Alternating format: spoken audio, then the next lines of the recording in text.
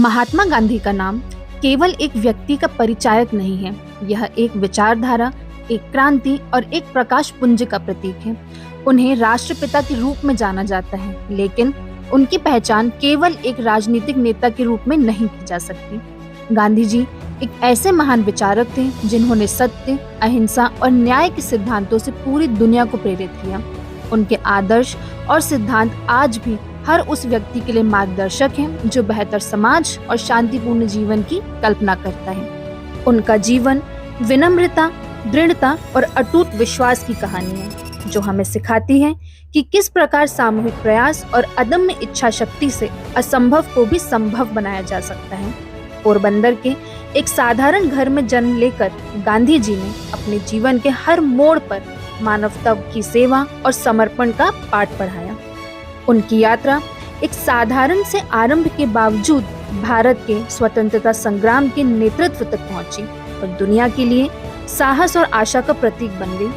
आइए मोहनदास करमचंद गांधी के जीवन की उन अद्वितीय घटनाओं को करीब से जानें, जो न केवल उन्हें महात्मा गांधी बनाती हैं, बल्कि हमें भी एक बेहतर इंसान बनने की प्रेरणा देती हैं। 2 अक्टूबर 1969 को मोहनदास करमचंद गांधी का जन्म गुजरात के पोरबंदर में करमचंद गांधी और पुतलीबाई के घर हुआ।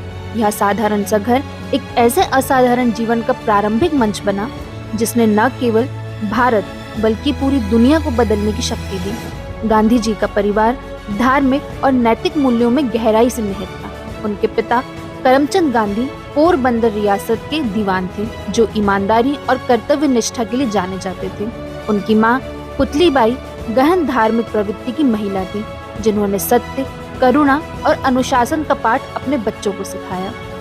गांधी जी के बचपन का हर पल उनके व्यक्तित्व को गढ़ने में महत्वपूर्ण भूमिका निभा रहा था। उनके घर में जैन धर्म के प्रभाव ने उन्हें अहिंसा, सत्य और तपस्या के मार्ग की ओर प्रेरित किया। यह वही मूल्य थे जो आगे चलकर उनके जीवन के मूल आधार बने। उनकी मां के व्रत, उपवास और प्रार्थनाओं को देखकर उन्होंने आत्मनियंत्रण और समर्पण का महत्व सीखा, जिसने उनके व्यक्तित्व में गहराई और स्थिरता ला दी। यही साधारण प्रारंभिक जीवन उनके असाधारण भविष्य का बीज साबित हुआ। गांधी जी का बचपन शांत, सरल और गहन जिज्ञासा से भरा हुआ था। वे स्वभाव से शर्मीले थे, लेकिन उनके भीतर जानने और समझने की तीव्र लालसा थी। भारतीय महाकाव्य जैसे रामायण और महाभारत उनकी पहली शिक्षाओं का आधार बने। इन कहानियों ने न केवल उनके नैतिक दृष्टिकोण को गहराई दी, बल्कि सत्य और धर्म के प्रति उनकी आस्था को भी मजबूत किया। बचपन में सुनी गई इन कथाओं ने उनके व्यक्तित्व को गढ़ने में महत्वपूर्ण भूमिका निभाई। राजकोट में अपनी प्रारंभिक शिक्षा के दौरान वे एक औसत छात्र थे, लेकिन उनके सीखने की भूख अद्वितीय थी। स्कूली जीवन में उन्होंने ईमानदारी और आत्म अनुशासन के गुणों को अपने जीवन में उतारा। जैसे जैसे समय बीता, उन्होंने महसूस किया कि शिक्षा केवल पुस्तकों तक सीमित नहीं होती, बल्कि जीवन के अनुभवों से भी प्राप्त होती है। 19 साल की उम्र में अपने परिवार और समाज की परंपराओं को चुनौती देते हुए गांधी जी ने कानून की पढ़ाई के लिए इंग्लैंड जाने का साहसिक निर्णय लिया।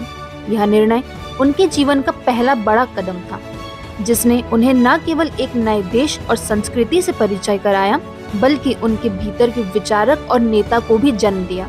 लंदन की यात्रा उनके लिए केवल एक शैक्षिक अनुभव नहीं थी, यह आत्म अनुशासन, आत्मनिर्भरता और जीवन के बड़े उद्देश्यों की खोज की शुरुआत थी।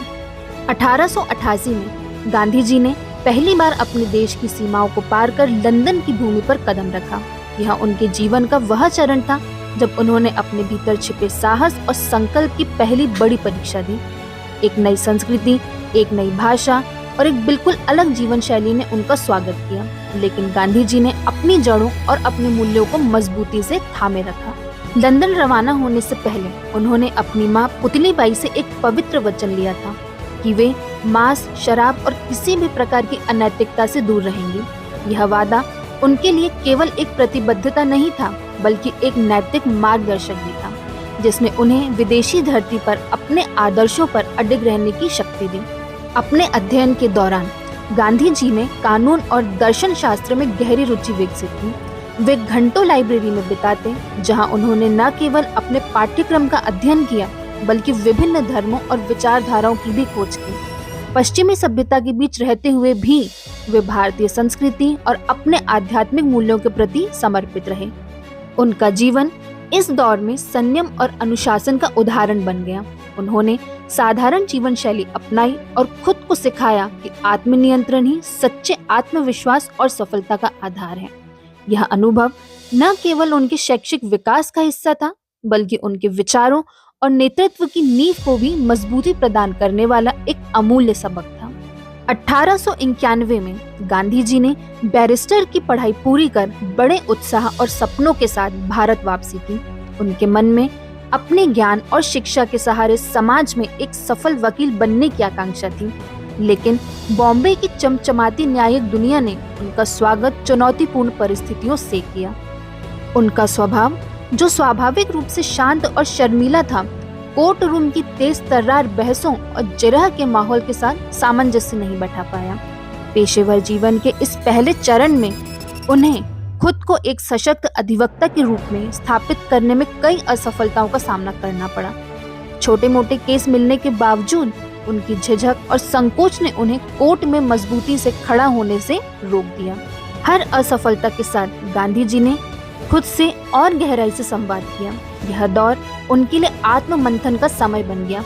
उन्होंने महसूस किया कि कानूनी पेशा केवल वाद विवाद करने तक सीमित नहीं है, बल्कि यह न्याय के प्रति एक ईमानदार और संवेदनशील दृष्टिकोण की भी मांग करता है। उनके शुरुआती संघर्षों ने उन्हें साहस और धैर्य के साथ अपनी कमियों को स्वीकार करने और उन्हें सुधारने की प्रेरणा भी दी। यह वही समय था जिसने गांधी जी के भीतर एक ऐसे नेता की नींव रखी जो हर चुनौती को एक सीखने के अवसर के रूप में देखता था। 1893 में गांधी जी ने एक व्यावसायिक मुकदमे के सिलसिले में दक्षिण अफ्रीका जाने का प्रस्ताव स्वीकार किया। यह यात्रा उनके जीवन का एक ऐसा मोड़ साबित हुई जिसने उनकी सोच और उनके कार्यों की दिशा को हमेशा के लिए बदल दिया।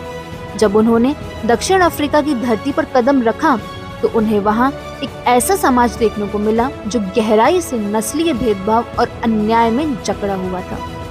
यात्रा के दौरान प्रिटोरिया जाने वाली ट्रेन में घटी एक घटना ने गांधी जी के जीवन को झकझोर कर रख दिया। उन्होंने फर्स्ट क्लास टिकट होने के बावजूद अपनी चमड़ी के रंग के कारण इस डिब्बे में बैठने का अधिकार खो दिया। जब उन्होंने विरोध किया तो उन्हें ट्रेन से बाहर फेंक दिया गया। यह अपमानजनक घटना उनके लिए केवल व्यक्तिगत अपमान नहीं थी, यह पूरे समुदाय पर हो रहे अन्याय का प्रतीक बन गई थी। उस रात रेलवे स्टेशन के ठंडे फर्श पर बैठे हुए गांधी जी ने गहराई से विचार किया। उन्होंने महसूस किया कि इस अन्याय का सामना केवल व्यक्तिगत रूप से नहीं बल्कि सामूहिक रूप से करना होगा।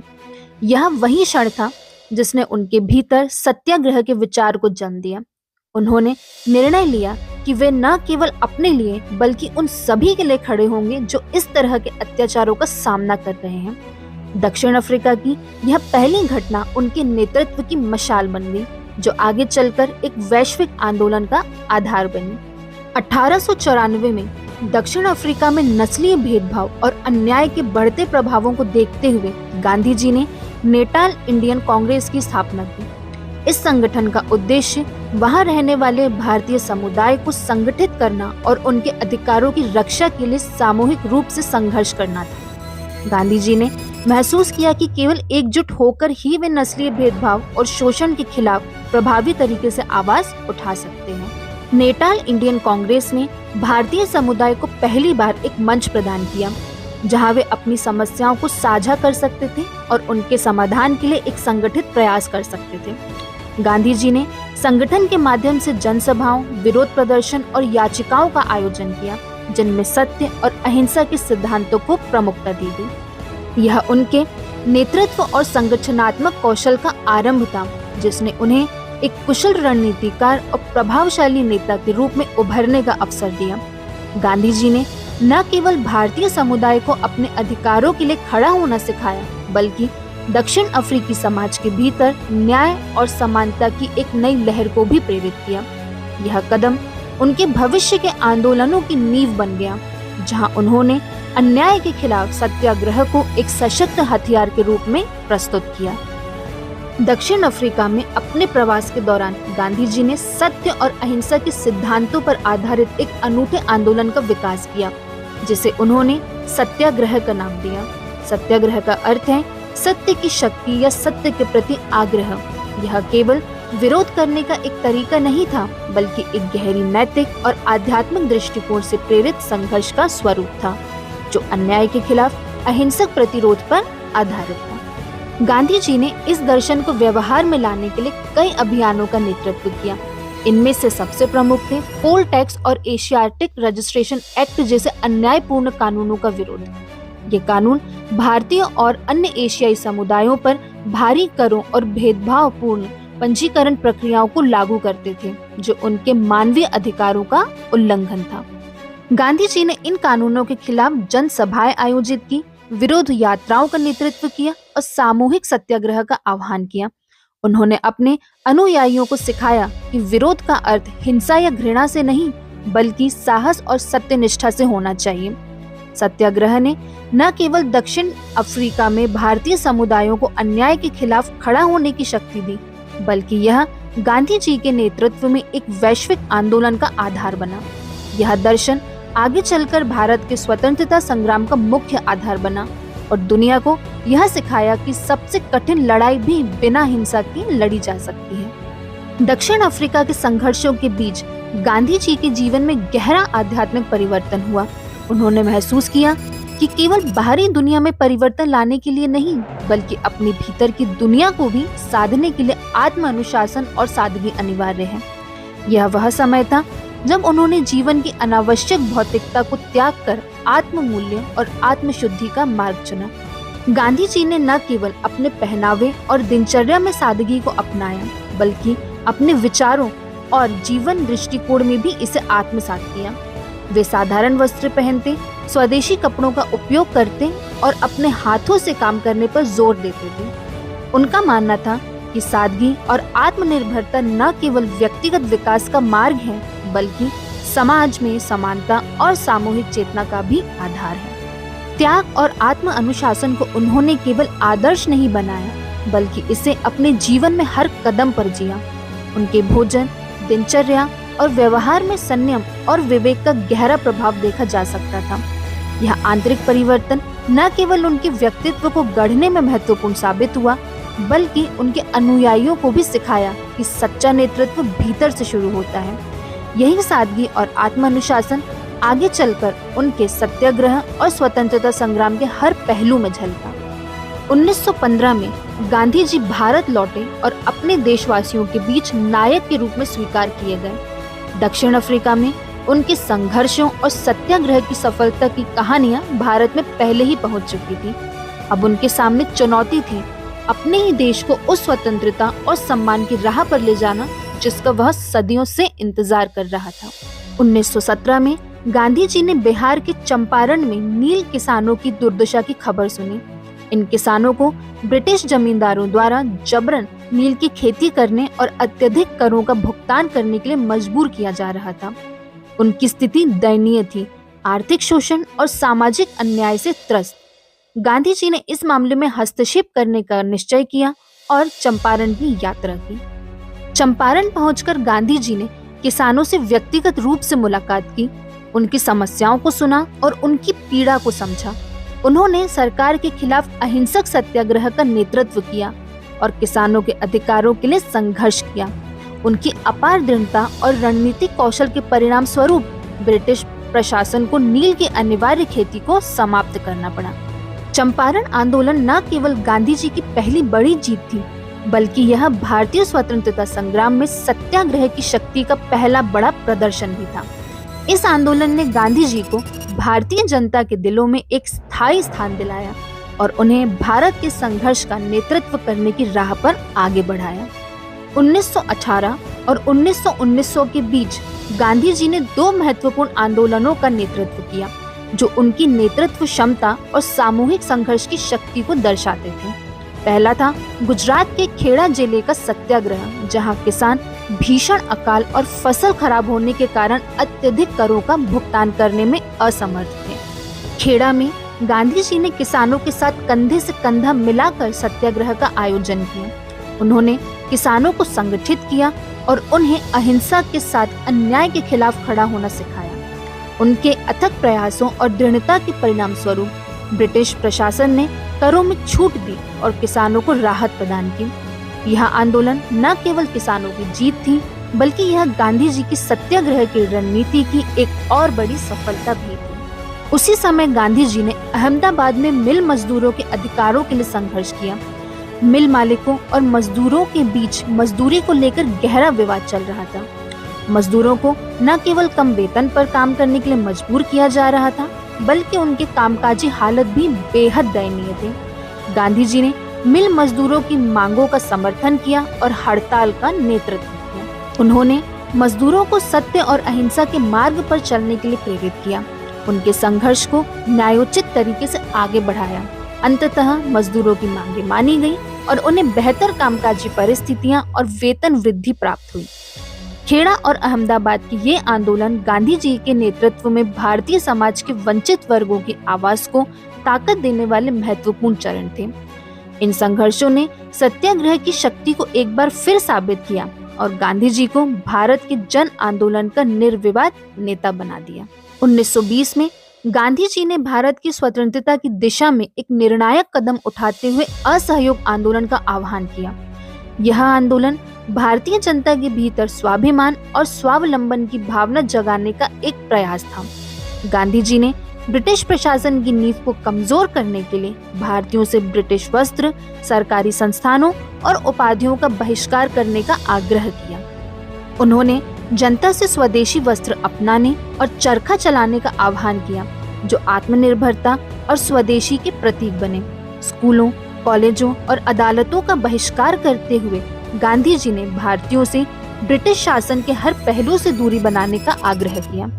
उनका उद्देश्य था ब्रिटिश प्रशासन को यह दिखाना कि उनकी सत्ता भारतीय जनता की भागीदारी के बिना टिक नहीं सकती। असहयोग आंदोलन एक राष्ट्रव्यापी जन आंदोलन बन गया, जिसमें हर वर्ग और समुदाय ने सक्रिय भाग लिया। यह आंदोलन गांधी जी को स्वतंत्रता संग्राम के निर्विवाद नेता के रूप में स्थापित करने वाला क्षण था। उनके नेतृत्व में भारतीय जनता पहली बार एकजुट होकर ब्रिटिश साम्राज्य के खिलाफ खड़ी हुई।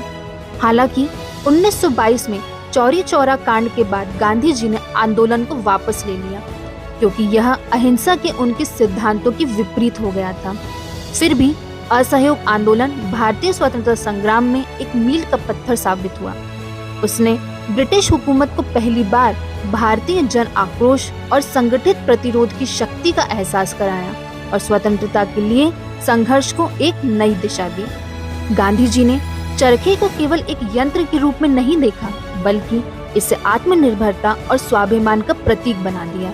उनके लिए चरखा भारतीय स्वतंत्रता संग्राम का एक महत्वपूर्ण प्रतीक था, जिसने न केवल आर्थिक बल्कि सांस्कृतिक गुलामी से मुक्ति का मार्ग दिखाया। गांधी जी का मानना था कि भारतीय जनता को अपने संसाधनों पर निर्भर होना चाहिए और ब्रिटिश साम्राज्य के आर्थिक शोषण से बचने के लिए स्वदेशी वस्त्रों का उत्पादन करना चाहिए।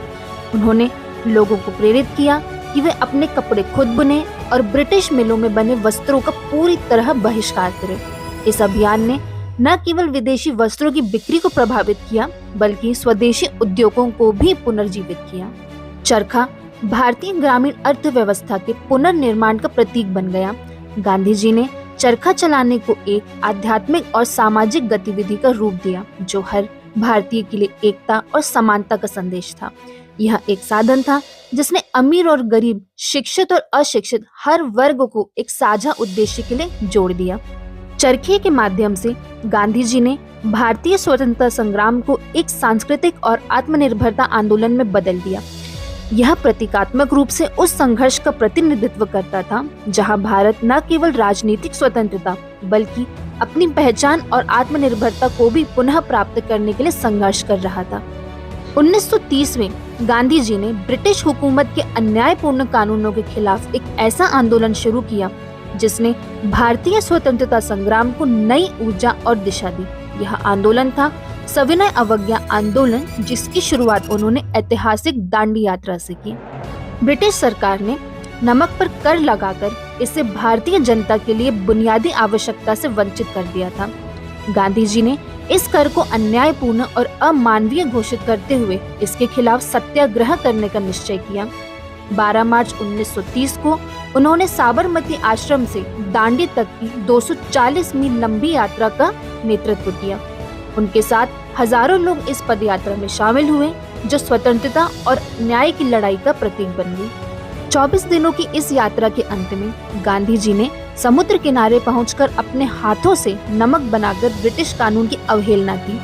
यह प्रतीकात्मक कार्य न केवल ब्रिटिश सरकार के अन्यायपूर्ण नमक कानूनों का विरोध था, बल्कि यह भारतीय जनता को यह संदेश भी दे रहा था कि वे किसी भी अन्यायपूर्ण कानून का शांतिपूर्ण और अहिंसक तरीके से विरोध कर सकते हैं। दांडी यात्रा और सविनय अवज्ञा आंदोलन ने पूरे देश में ब्रिटिश कानूनों के खिलाफ एक लहर पैदा की। लाखों भारतीयों ने ब्रिटिश कानूनों का पालन करने से इनकार कर दिया और स्वतंत्रता के संघर्ष में सक्रिय भाग लिया। इस आंदोलन ने भारतीय स्वतंत्रता संग्राम को एक नई ऊंचाई दी और गांधी जी को न केवल भारत बल्कि पूरी दुनिया में अन्याय के खिलाफ अहिंसक संघर्ष का प्रतीक बना दिया। गांधी जी का दृष्टिकोण केवल राजनीतिक स्वतंत्रता तक सीमित नहीं था। उनके लिए स्वतंत्रता का अर्थ एक ऐसा समाज था जो धार्मिक सद्भाव, एकता और मानवता के मूल्यों पर आधारित हो। उन्होंने समझा कि भारतीय समाज की असली ताकत उसकी विविधता में है और इसलिए उन्होंने हिंदू मुस्लिम एकता को स्वतंत्र संग्राम का एक अनिवार्य हिस्सा बनाया। अपने जीवन भर गांधी जी ने धार्मिक तनावों को कम करने और विभिन्न समुदायों के बीच भाईचारे की भावना को मजबूत करने के लिए अथक प्रयास किए। उन्होंने बार बार यह दोहराया कि भारत को एक स्वतंत्र राष्ट्र बनाने के लिए सभी धर्मों और समुदायों के बीच एकता और सद्भाव बनाए रखना आवश्यक है। कई बार जब दंगों और सांप्रदायिक हिंसा की घटनाएं हुई, गांधी जी ने व्यक्तिगत रूप से उन क्षेत्रों का दौरा किया और शांति स्थापित करने के लिए जनसभाएं की। उनके भाषण और उनके कार्य सद्भावना और करुणा का संदेश देते थे। वे धर्म को विभाजन का साधन नहीं बल्कि प्रेम और एकता का पुल मानते थे। गांधी जी के इन प्रयासों ने न केवल भारत के धार्मिक और सामाजिक ताने बाने को मजबूत किया, बल्कि यह भी सिखाया कि सच्ची स्वतंत्रता केवल बाहरी शासकों से नहीं बल्कि भीतर की पूर्वाग्रहों और घृणा से मुक्त होकर ही हासिल की जा सकती है। सांप्रदायिक एकता के प्रति उनका अटूट विश्वास भारतीय स्वतंत्रता संग्राम के नैतिक आधार को और मजबूत करता रहा। 1942 में जब भारतीय स्वतंत्रता संग्राम निर्णायक चरण में था, गांधी जी ने भारत छोड़ो आंदोलन का आह्वान किया। इसे अंग्रेजों भारत छोड़ो के नाम से भी जाना गया। यह आंदोलन गांधी जी के नेतृत्व में देश के हर कोने में स्वतंत्रता की अंतिम और निर्णायक लड़ाई की तरह था। 8 अगस्त 1942 को बम्बई के ग्वालियर टैंक मैदान में कांग्रेस के अधिवेशन के दौरान गांधी जी ने करो या मरो का नारा दिया। यह नारा भारतीय जनता के भीतर ब्रिटिश शासन के खिलाफ एक नई ऊर्जा और दृढ़ संकल्प का संचार करने वाला था। उन्होंने जनता से आह्वान किया कि वे हर प्रकार के अन्याय और शोषण का शांतिपूर्ण लेकिन दृढ़ता से विरोध करें। इस आंदोलन ने ब्रिटिश हुकूमत को हिलाकर रख दिया। लाखों भारतीयों ने इस संघर्ष में हिस्सा लिया। मजदूर, किसान, छात्र और महिलाएं भी सभी ने इस आंदोलन को अपने अपने तरीके से समर्थन दिया। ब्रिटिश सरकार ने आंदोलन को दबाने के लिए दमनकारी कदम उठाए, हजारों लोगों को जेल में डाल दिया और गांधी जी सहित कई नेताओं को गिरफ्तार कर लिया। हालांकि आंदोलन हिंसक झड़पों और दमन के बीच खत्म हुआ, लेकिन इसने स्वतंत्रता के लिए भारतीयों की प्रतिबद्धता को और अधिक सशक्त किया। यह आंदोलन ब्रिटिश सरकार को यह समझाने में सफल रहा कि अब भारत को और अधिक समय तक गुलाम बनाए रखना असंभव है। भारत छोड़ो आंदोलन भारतीय स्वतंत्रता संग्राम का वह निर्णायक मोड़ था जिसने देश को अपनी स्वतंत्रता की दहलीज पर ला खड़ा किया। गांधी जी का व्यक्तिगत जीवन उनके सार्वजनिक जीवन जितना ही प्रेरणादायक था। अपने पूरे जीवन में वे अपने परिवार, विशेष रूप से अपनी पत्नी कस्तूरबा गांधी के प्रति गहराई से समर्पित रहे। कस्तूरबा न केवल उनकी जीवन संगिनी थी, बल्कि उनके हर संघर्ष और आंदोलन में उनकी सबसे बड़ी सहायक और प्रेरणा का स्रोत भी बनी।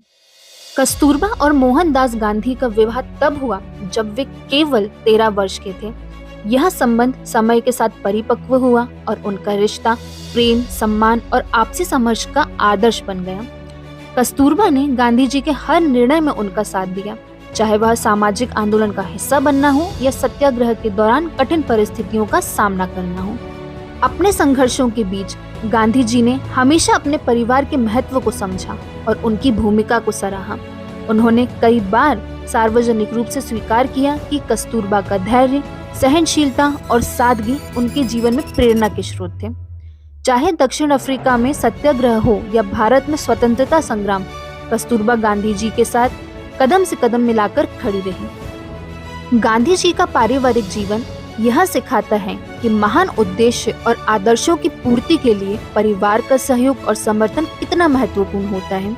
कस्तूरबा के साथ उनके रिश्ते ने यह भी दिखाया कि एक सशक्त संबंध दोनों व्यक्तियों को उनके व्यक्तिगत और सामूहिक लक्ष्यों की प्राप्ति में कितना योगदान दे सकता है। उनके परिवार का यह पहलू उनकी मानवता और आदर्शों को और भी गहराई से उजागर करता है। 1947 में भारत ने सदियों की गुलामी के बाद स्वतंत्रता को हासिल की, लेकिन यह आजादी विभाजन के दर्द और सांप्रदायिक हिस्सा के साथ है। यह वह समय था जब देश ने एक ओर स्वतंत्रता की खुशी मनाई तो दूसरी ओर विभाजन के कारण लाखों लोगों के जीवन में अकल्पनीय पीड़ा देखी। हिंदू मुसलमान समुदायों के बीच बढ़ते तनाव और दंगों ने पूरे देश को झकझोर कर रख दिया था। गांधी जी के लिए यह दौर अत्यंत कष्टदायक था। उन्होंने अपनी पूरी जिंदगी सांप्रदायिक एकता और अहिंसा के सिद्धांतों को सिखाने और स्थापित करने में लगा दी थी, लेकिन विभाजन के साथ हुई हिंसा ने उनके आदर्शों को गहरी चुनौती दी। उन्होंने शांति बहाल करने के लिए अपनी पूरी ऊर्जा लगा दी। वे दंगा प्रभावित क्षेत्रों में गए, पीड़ितों के घावों पर मरहम लगाने का प्रयास किया और शत्रुता में फंसे समुदायों को समझाने की कोशिश की कि शांति और भाईचारे का मार्ग ही सच्चा समाधान है। अपनी बात को मजबूती से रखने और जनता को झकझोरने के लिए उन्होंने कई बार उपवास का सहारा लिया। उनके उपवास केवल आत्मशुद्धि का माध्यम नहीं थे, बल्कि एक सशक्त नैतिक संदेश भी थे, जो सभी से अपने भीतर झांकने और हिंसा को त्यागने का आह्वान करते थे। गांधी जी का यह प्रयास किसी एक समुदाय तक सीमित नहीं था। उनके लिए हर व्यक्ति, चाहे वह किसी भी धर्म, जाति या भाषा का हो, समान था। विभाजन और उसके बाद की हिंसा ने उनका दिल तोड़ दिया, लेकिन उन्होंने अपने अंतिम दिनों तक शांति और अहिंसा का संदेश देना जारी रखा।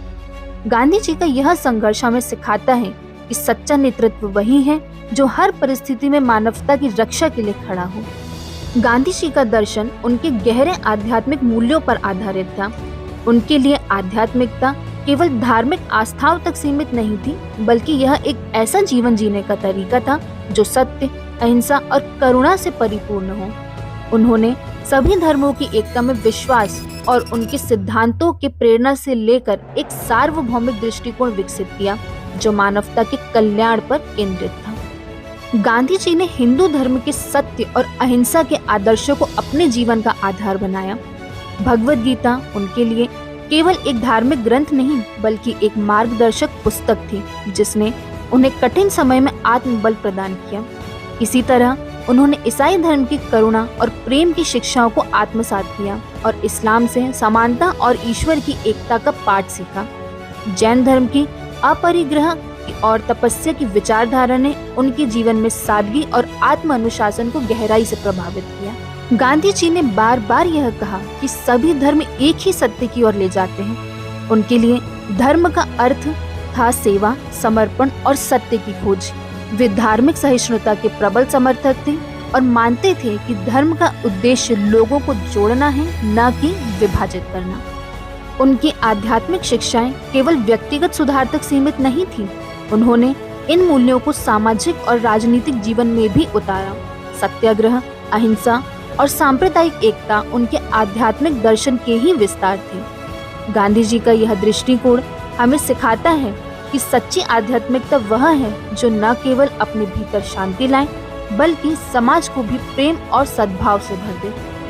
महात्मा गांधी का प्रभाव भारत की सीमाओं से बहुत आगे तक फैला। उनकी अहिंसा और सत्याग्रह की रणनीतियों ने न केवल भारतीय स्वतंत्रता संग्राम को दिशा दी, बल्कि दुनिया भर में अन्याय और उत्पीड़न के खिलाफ संघर्ष करने वाले नेताओं और आंदोलनों को भी प्रेरित किया। गांधी जी के सिद्धांतों ने मार्टिन लूथर किंग जूनियर को अमेरिकी नागरिक अधिकार का आंदोलन में अहिंसक प्रतिरोध की ताकत दिखाने में मदद की।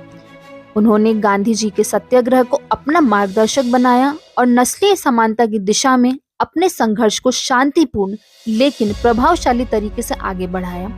इस तरह नेल्सन मंडेला ने दक्षिण अफ्रीका में रंग भेद के खिलाफ अपने लंबे संघर्ष में गांधी जी के विचारों से प्रेरणा ली।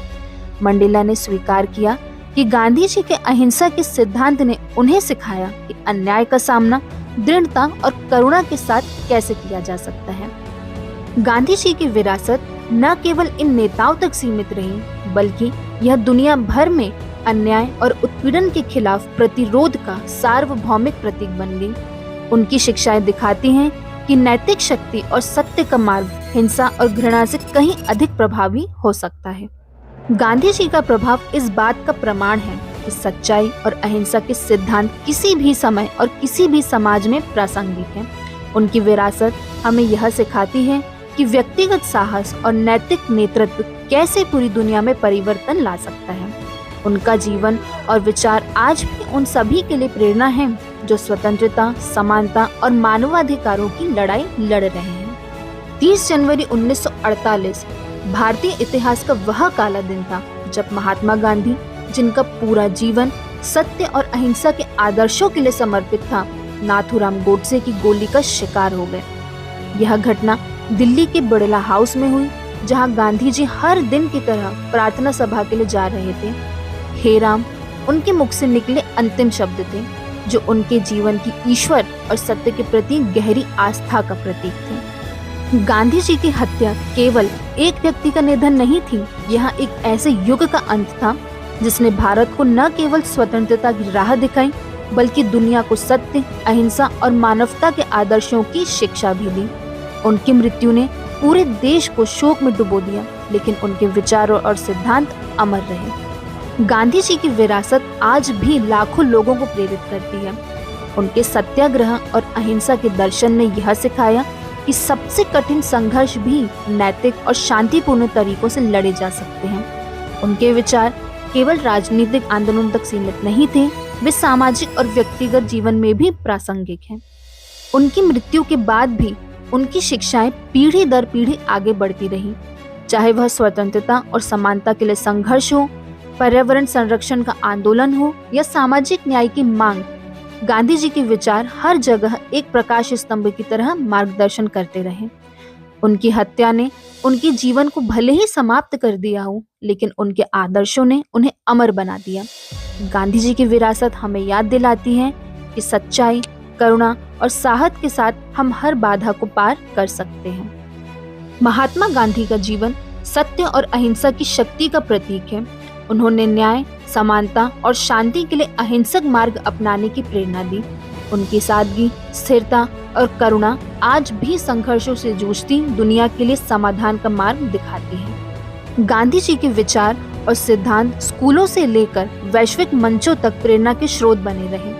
उन्होंने मानवता को यह सिखाया कि सबसे बड़ी चुनौतियों को भी अहिंसा और सत्य के जरिए दूर किया जा सकता है। उनकी विरासत आत्मनिर्भरता, सामाजिक समानता और नैतिक नेतृत्व के विचारों को हमेशा जीवंत रखती है।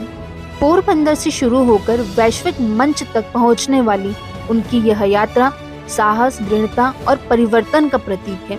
उनके आदर्श और नेतृत्व ने यह साबित किया कि एक व्यक्ति का साहस और विश्वास पूरी दुनिया को बदल सकता है। महात्मा गांधी का जीवन सत्य, अहिंसा और मानवता की अमर कहानी है। उन्होंने दिखाया कि सच्चा साहस तलवार उठाने में नहीं, बल्कि सत्य और करुणा के साथ खड़े रहने में है। उनकी शिक्षाएं आज भी हमें आत्मनिर्भरता, सद्भाव और प्रेम की ओर प्रेरित करती हैं। संघर्षों से भरी इस दुनिया में गांधी जी का संदेश एक प्रकाश स्तंभ की तरह है, जो यह विश्वास दिलाता है कि दृढ़ विश्वास और मानवता के प्रति निष्ठा से दुनिया को बदला जा सकता है। अगर आपको यह वीडियो पसंद आया हो तो हमारे चैनल को सब्सक्राइब करना न भूलें। हम और भी प्रेरणादायक जीवन कथाएं और ऐतिहासिक व्यक्तित्व लेकर आएंगे। यदि आपको कुछ और जानकारी चाहिए या आप किसी और व्यक्ति की जीवनी पर वीडियो चाहते हैं तो हमें कमेंट सेक्शन में जरूर बताएं। धन्यवाद।